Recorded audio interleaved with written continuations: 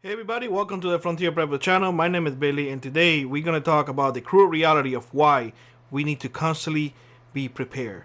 But before we do that, if you don't mind, check our content, see if you like it. If you do like it, consider subscribing, sharing our videos, liking our videos, and most importantly, hit the notification bell. It does let you know when we post new content. Without further ado, let's discuss. I'm sure that a lot of you have been asked or questioned why you should continue to prepare. And that is a constant. That is not just you. A lot of folks do ask themselves the same question. It is overwhelming. We talked about that in the last live stream. And I got to tell you something. Before you quit, I want you to think. And I want you to think on the facts that have occurred for the last 3 years. First of all, I want you to reflect whether or not politics will help you. If they will help you, this will have never happened. You have to also understand that all they do is create division. You don't believe me? Look at the news. All you hear is panic. All you hear is high prices on things going horrible. Divide and conquer is something that it has been done for hundreds of years to keep everybody at bay. I want you to think back at the very beginning how fearful everybody was. You were locked inside your house like a common prisoner. You were told not to leave your home. You were a prisoner in your own home. Prisoners in jails were living better than you because they didn't run the risk of losing their house. How many folks lost their businesses? A lot. I can tell you that right now. You were treated as a pestilent person, somebody with an incurable disease who nobody wants to be around. You know this is true. To make matters even worse, you let something into your body that you don't know the ramifications. You also know this is true. And to top it off, now the government has an extensive DNA database of almost everybody, because most people give that DNA willingly.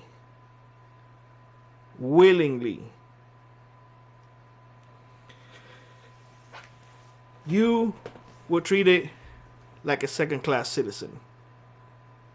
That is a fact. If you don't believe me, just go look around. Those are a few things that you have to consider when you are prepared. But Billy, come on, we have to trust the government. Okay? So here's something very interesting.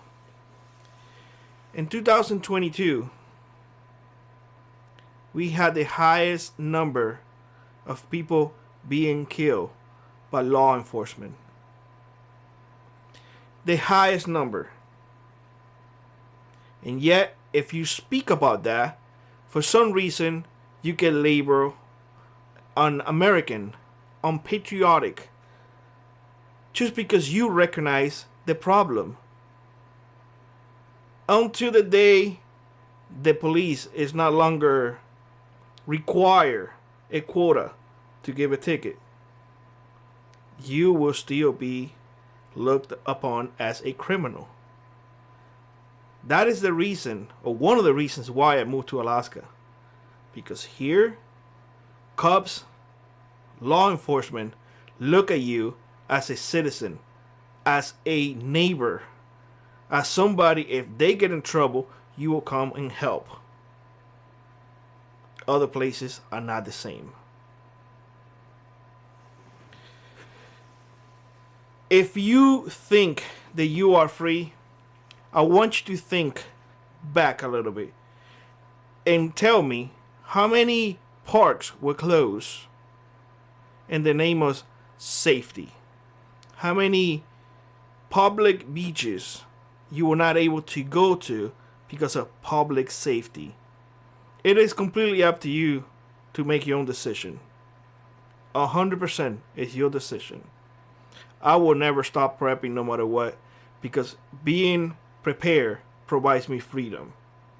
When everything happened and people were being let go, I stood my ground and I said, go for it. I was prepared. If I have to defend my family, I am prepared. If they ask me to put something in my body that I do not agree with, I am prepared to deal with the consequences, because I will not do it. Overall, I value freedom, and you should as well. Do not trade freedom for a false pretend of safety.